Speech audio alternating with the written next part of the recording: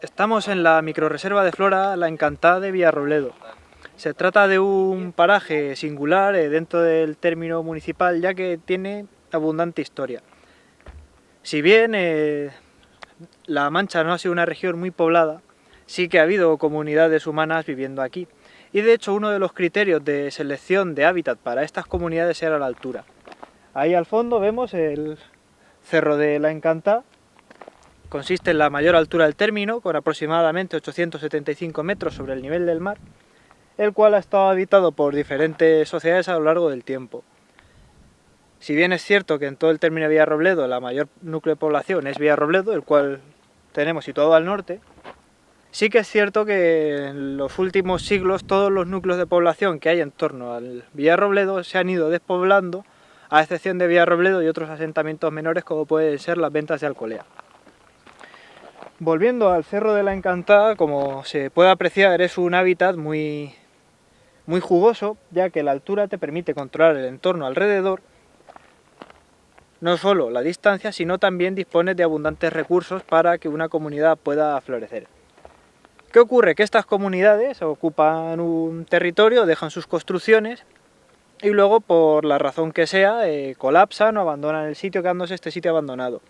A lo largo del tiempo se van constituyendo una sucesión de asentamientos humanos, los cuales esas comunidades, al no tener el concepto de historia como podemos conocerlo hoy en día, sí que buscan darle una explicación a los restos que hay en el sitio en el que habitan, y de la misma manera que daban explicaciones mitológicas a los fenómenos naturales, con él la historia no va a ser la excepción. Y en este caso se ideó lo que se llama la leyenda de la Encanta, una leyenda que es común a muchos puntos del territorio español, pero que en Villarrobledo tiene una manifestación. Esta leyenda, aunque suele variar en función de los diferentes sitios, sí que tiene elementos comunes, los cuales vamos a proceder a escuchar ahora. Como toda leyenda, como todo cuento, hace mucho tiempo, en un lugar muy lejano, bueno, en este caso no, está ahí, aproximadamente 2 kilómetros, había un reino de un rey tiránico llamado en este caso Astrano, el cual tenía un hijo muy caprichoso llamado Drascolín. Este príncipe Drascolín llegó a la edad de casarse y, como era costumbre en aquella época, se enviaron mensajeros en busca de una princesa que se quisiera casar con Drascolín. El problema es que en los reinos aledaños se sabía de la fama de Drascolín y ninguna quería. Sin embargo, casualidad de la vida, el reino vecino, que es muy irónico porque aquí tenemos un supuesto castillo, y en Munera, que también se celebra la leyenda de la Encantada, hay un castillo, pues en ese reino vecino, el cual podríamos suponer que es esta población, la princesa de ahí era, como toda princesa de cuento, la más guapa, y Drascolín fue junto con su padre Astrano y el ejército a pedirle matrimonio al padre de la princesa esta. El padre se llamaba Disloquíades y la princesa Dulcíades. Ocurre que, como era de esperar, el rey Disloquíades rechazara la petición de matrimonio de su hija con Drascolín. Sin embargo, Drascolín y Astrano, al tener un ejército más poderoso, matan al rey Disloquíades, matan a la corte real, incluida la sirvienta de la princesa, su aya, y raptan a la princesa y la traen aquí. La noche de bodas, el príncipe Drascolín, fruto de una ebriedad bastante importante, cae desde una de las torres del castillo, la muralla, al suelo, y muere, dejando a su joven esposa viuda. El rey Astrano, presa de una gran tristeza, entierra a su hijo en las mazmorras del castillo junto a la princesa, la cual está viva, pero le pide a una bruja del reino, una santa, que le haga un brebaje a la princesa para que duerma eternamente y su cadáver no se descomponga. Se le da el brebaje a la princesa, y en estos momentos en que la princesa está empezando a sentir los efectos del brebaje, se le aparece el espíritu de su asistente, su aya, la cual, con propiedades mágicas, no consigue revertir el efecto de la poción, pero sí la hace despertarse una noche al año, la noche del solsticio de verano, que coincide con nuestra noche de San Juan. La noche de la Encantada cobra la tradición que esta princesa, Dulcíades, despierta, sale de las mazmorras del castillo, en este caso unas cuevas que están constatadas, a regar unas flores que solamente crecen ahí. también dice la leyenda que si te encuentras con ella, ella te embruja para cambiarte para cambiar su posición por la tuya. A grandes rasgos esta es la situación, pero todo esto tiene un pozo de verdad. Pues, aunque es muy difícil saber, sin haber hecho una investigación profunda a nivel arqueológico, en qué etapas de la historia el Cerro de la Encantada, detrás de mí, ha sido poblado de una forma fija, sí que se ha identificado en el extremo oeste del cerro un asentamiento de la Edad del Bronce, concretamente. La Edad del Bronce es una etapa de la prehistoria que comienza aproximadamente hace 4.000 años y perdura lo que sería el segundo milenio antes de Cristo. Es una etapa prehistórica. ¿Qué quiere decir esto? Que no contamos con textos escritos sobre esta cultura, entonces todo lo que sabemos es gracias a la arqueología. Aquí en la zona de La Mancha, la Edad del Bronce está bien constatada, se conoce bastante bien, ya que han aparecido un montón de yacimientos, algunos de ellos muy singulares como son las Motillas, que son asentamientos en llano y sin estar en ninguna posición de altura, digamos. Muy cerca de aquí del Cerro de la Encantá nos encontramos al sureste la Morra del Quintanar, que es un yacimiento situado en Munera, que ese sí que ha sido excavado y estudiado en profundidad y ha dado una información importante sobre la Edad del Bronce. Gracias a yacimientos como este se ha podido como identificar una cultura propia de aquí de la zona de La Mancha que se ha llamado cultura del bronce manchego o cultura de las Motillas. Principalmente la cultura del bronce manchego se basa en una economía de agricultura y ganadería, pero eso no quiere decir que no se sirvieran también de recursos naturales como a través de la caza y la recolección. Y bueno, aparte de el yacimiento de la Edad del Bronce, no tenemos constancia de otros poblamientos fijos en el Cerro de la Encantada, en épocas posteriores. Pero sí que hemos localizado fragmentos de cerámica aislados que nos indican de un poblamiento esporádico o simplemente que el cerro fue frecuentado durante épocas posteriores como la Edad Media o la Edad Moderna, ya fuera por pastores o por los campesinos que vivieran en los alrededores. Bueno, vamos con la familia de los quercus. Aquí tenemos un ejemplar de Quercus cocífera, que el nombre común es coscoja.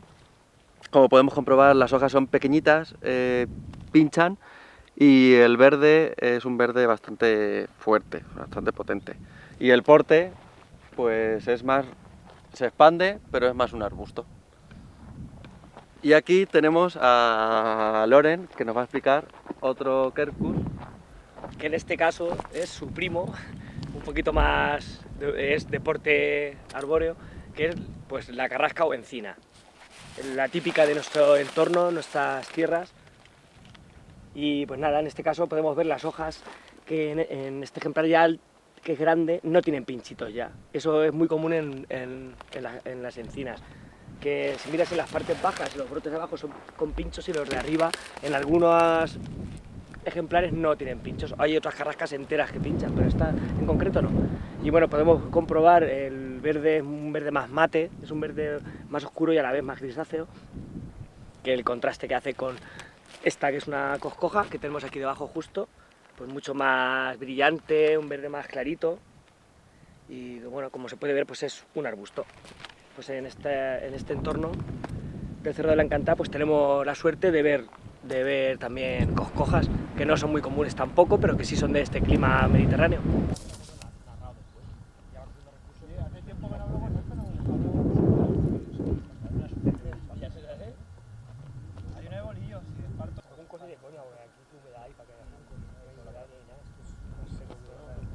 Aquí tenemos la semilla del esparto, que es muy peculiar. Esto lo que hace es volar, se lo lleva el viento, y cuando llega a un sitio donde, o sea, el sitio que cae, si las condiciones son buenas y con un poquito de humedad, del rocío, de que llueva, funciona como un tornillo clavándose en el suelo, y como la semilla está exactamente aquí, pues si se dan las condiciones germinará y dará una nueva planta de esparto. Y como podéis presenciar, funciona muy bien, ¿no? Que vaya cayendo las semillas, sí, porque que hay una buena... Está lleno. Es una zona... Hace efecto pluma y luego tornillo al caer. Como podemos ver hay montones de aromáticas diferentes. Está muy común y muy utilizada el romero. Pues nada, aquí tenemos un espécimen de Verbascum taxus, que coloquialmente se conoce como gordolobo. Es una planta que crece desde abajo, bueno, como todas, pero vamos, que tiene una base abajo y luego cuando viene la época de floración, que ahora está en ello, pues tira como una especie de capullo grande hacia arriba y da unas hojas amarillas muy características. Tiene muchas propiedades. Lo que pasa es que actualmente antes se utilizaba mucho pues como antiasmático para la bronquitis, y también las hojas, las flores, perdón, que son amarillas, se utilizaban para hacer tintes en la época antigua de los romanos. Y también se utiliza para las hemorroides, la hoja, que tiene unos pelitos, pues me imagino que sería cociéndola a lo mejor y luego haciéndote...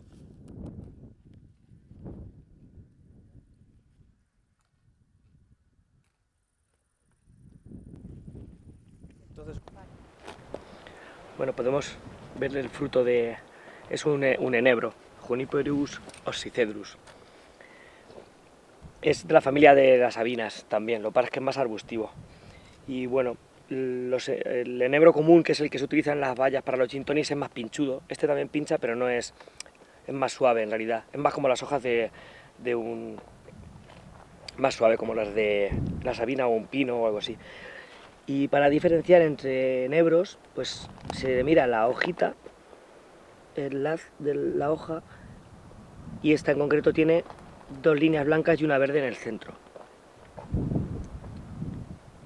Hay otro enebro que no tiene las líneas, solamente la hoja es igual exactamente, pero no tiene las líneas en el centro, que sería el enebro que se utiliza en las bayas para los gin tonics, o para hacer la ginebra en realidad, o para añadir como botánico. Y nada, pues muy autóctono el enebro, muy de zona caliza. Y bueno, desde aquí dirección a la Osa de Montiel y todo eso, hay bastantes enebros y muchas sabinas de la familia, que son de clima bastante caluroso, extremo, semidesértico, mucho frío en invierno, mucho calor en verano. Y pues nada, aquí salen, digamos, un poco a la sombra de las carrascas. Los que estamos encontrando salen resguardados. Una especie muy bonita y su madera es muy buena. Esto en concreto es arbustivo, pero... Y quizás, pues, no es que esté en peligro de extinción, pero uno de los arbustos a cuidar y a proteger. Aquí tenemos una calera tradicional, un horno de cal, y básicamente servía para echar la piedra caliza, el carbonato cálcico, se quemaba y con la temperatura se separaba lo que es la cal del resto de componentes, entonces obtenían la cal viva. ¿Qué pasa? Esto es un producto muy tóxico y para conseguir obtener una cal inofensiva lo que se hacía era añadir agua y se formaba hidróxido cálcico, y ya eso es la cal que se utilizaría para la construcción. No veo un pijo. ¿te hago sombra? No, sí es.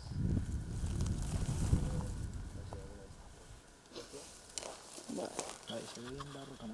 Si bien el término de la Mancha se refiere a un territorio llano y seco, sí que es cierto que las comunidades humanas que han habitado en esta zona a lo largo de la historia han buscado situarse cerca de fuentes de agua, subterránea o, en este caso, en superficie. Aquí tenemos el ejemplo de un pequeño río estacional, un pequeño torrente, que ahora, como es apreciable, discurre seco, pero sí que este tipo de cauces tienen una importancia fundamental en los aportes a los ríos manchegos, ya que son ríos no muy caudalosos, los cuales en épocas de lluvia, ya sea estación lluviosa o lluvias espontáneas, sí que dan ciertos aportes que permiten que el caudal de estos ríos aumente. También es muy interesante ver el modelado del relieve que hacen este tipo de cursos, ya que si bien en la zona que estamos es terreno arcilloso, un modelado que tardaría muchos milenios en desarrollar una erosión fuerte, sigue aquí la arcilla, lo ha conseguido en unos cuantos cientos de años.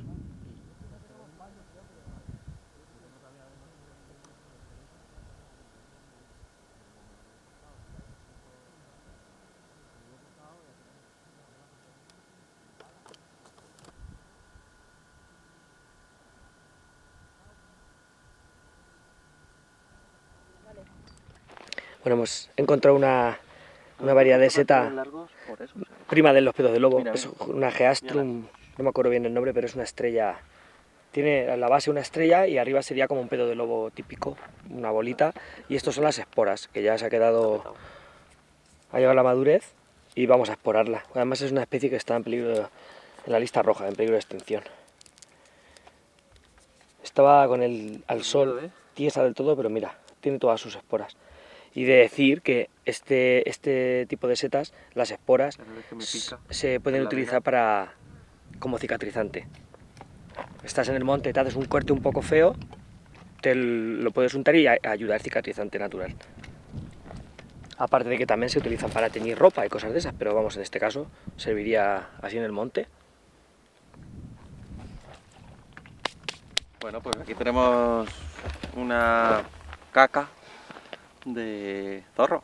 Se puede observar restos de huesos, pelo, y si la abrimos pues es lo mismo, se va viendo ahí como es una mezcla de todo Sí. lo que no se ha podido comer. Al secarse y perder la humedad es cuando se queda pues el pelo de comerse los conejos.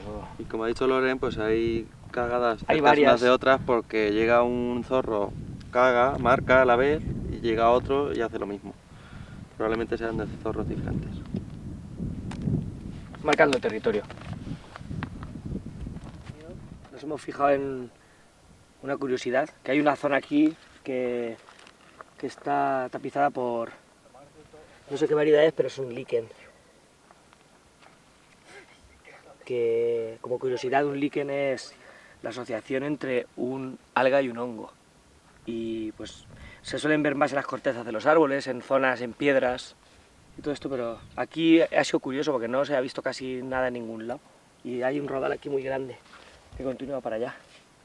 Está un poquito, al parecer le hace sombra, por eso está aquí en esta zona en concreto.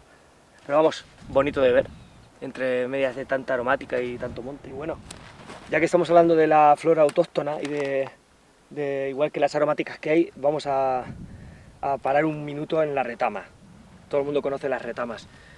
Este tipo de arbusto que seguro que hay muchas curiosidades que la gente no conoce, y una de ellas es que es de la familia de las leguminosas. Entonces, ¿qué idea hace?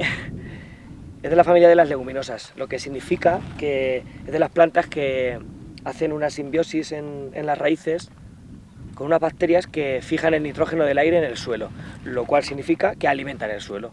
Entonces, el nitrógeno que por ejemplo necesitan las tomateras para sacar los frutos o otras cosas en la huerta, pues este tipo de plantas lo fijan en el suelo. O sea que se puede hacer una simbiosis, poner una planta al lado que necesita nitrógeno y la retama se lo proporcionaría.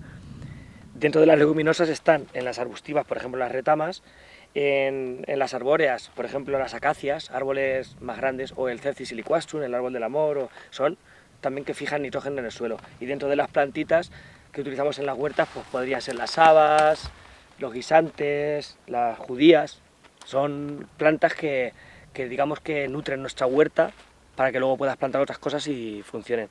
Pues esta, aparte de, como siempre se ha utilizado para escobas, para barrer, o típico de cuando ya tiene las semillas, que parece un sonajero, que tanto vibra el aire y suena tan bien, pues otra curiosidad es que es muy importante, aparte de que es autóctona, que fija nitrógeno en el suelo, o sea, lo alimenta el suelo, o sea que muy bien por las retamas. Mucha gente que, oh, las retamas, me salen retamas, las tengo que quitar, venga, como en donde es su sitio perfecto, salen como si, vamos, como locas, y parece que estorban, pero que es importante a tener en cuenta, y sobre todo eso, que alimentan el suelo. O sea, es importante, en un bosque comestible siempre hay que tener leguminosas, siempre hay que tener mezclada con lo que tú veas a tus frutales o tu huerta o tus cosas, siempre que tiene que haber leguminosas, algún árbol que esté siempre sirve de cobijo para algunas hortalizas que vayas a poner y que sea leguminoso. Y las retamas son muy buenas para eso. Por eso también se rotaban los cultivos con leguminosas para Claro. que se volviera... Claro, A rellenar de porque nutrientes. vuelve a ponerles nitrógeno en el suelo. Y es importante para que siempre tengas cosecha, claro. Pues nunca lo había pensado, es lo que tú dices al principio, que a lo mejor a la gente no le gusta y dice que feo, lo tengo que quitar, pero Si supieran eso, que en realidad Podrías más. alimentan el suelo, o sea, te pensaría ya de no quitarlas todas las que te salgan, a lo mejor, o yo qué sé. Por ejemplo, ¿cuántos cultivos no se ven que hay una carrasca en medio de vez en cuando, no? Que se han ido dejando y mola, porque al final están protegidas y no se pueden quitar porque ya son viejas. O, pues, ¿por qué no dejar también alguna retama de vez en cuando de estas dentro de tu cultivo? Alguna retama que otra que, oye, cuando vas labrando las esquivas y ya está. Pero ayudan, al final expanden las raíces y ayudan a fijar nitrógeno en el suelo. Bueno, pues aquí tenemos un tomillo, una de las aromáticas más comunes mediterráneas, nombre Tibus vulgaris.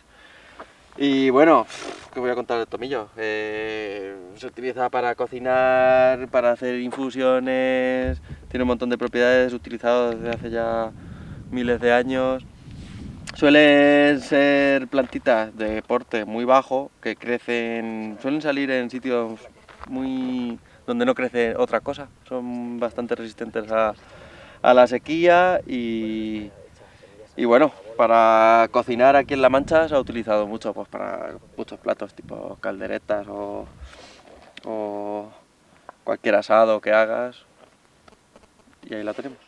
el paraje en el que nos encontramos tiene una importancia especial, ya que nos muestra cómo sería el campo manchego de no haber sido empleado para la agricultura. Se trata de un pequeño santuario de esta gran vegetación autóctona, la cual caracteriza a La Mancha.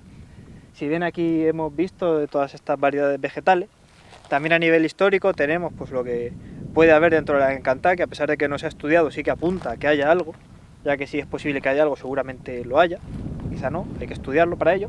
Y también es muy interesante esta casa, la casa de los Colmenares, un asentamiento abandonado del que no hay mucha información, la cual ejemplifica muy bien ese proceso que se ha hablado antes de abandono de hábitats secundarios o terciarios en favor de la urbe más poblada. Si bien en siglos anteriores era común disponer de una vivienda secundaria en el campo para poder ir a trabajar, lo que en el siglo anterior se conocía como la quincena, sí que gracias a factores como la mecanización de la agricultura, este tipo de modos de vida ya no son tan comunes y tenemos el campo poblado de estas estructuras ya abandonadas, las cuales es muy difícil rastrear, a no ser que se conozca a la familia o sucesores de quienes la habitaron. También es muy interesante el contraste, lo que es el entorno, llamémoslo entre comillas, natural, ya que todo lo natural de per se es todo aquello no intervenido por la mano humana, esto sí ha sido intervenido, pero no mucho, con ya un paisaje completamente antropizado, como el que tenemos al fondo, de campos de cultivo, los cuales contribuyen a alimentar al resto del estado. Y ya está. Pues nada, nos hemos parado aquí a ver a otra de las aromáticas que hay en el lugar. Es una variedad, es curiosa porque huele súper bien y se llama la planta del curry. En realidad el curry es una mezcla de especias que huele igual exactamente, pero es solamente el aroma, no es porque de esta planta salga el curry, claro. Pero es una planta aromática muy, no sé, atrae mucho a los insectos con sus flores amarillas y es muy bonita de ver. Aquí hay un rodal muy grande, muy grande. Y a la vez, ya que estamos hablando de lo autóctono del Cerro de la Encantá, que hay, como podéis ver, tanta variedad y es muy variopinto en esta zona en concreto, podemos ver ahí, por ejemplo, hay cardos, el cardo corredor, que, claro, sale la seta de cardo corredor, pues una de las especies muy que tanto nos gusta la seta, pues aquí también la hay. Y si levantas la cámara y ves todo el entorno, parteras, retamas, tenemos una mezcla aquí total de aromáticas. Conforme hemos ido avanzando, cambia un poquito el entorno, el tipo de suelo, pues hay más romeros, tomillos, aquí más carrascas, en otras zonas más quejigos o más coscojas. Pero vamos, zonas muy bonitas, muy variopintas. Y el cerro seguimos teniéndolo allí.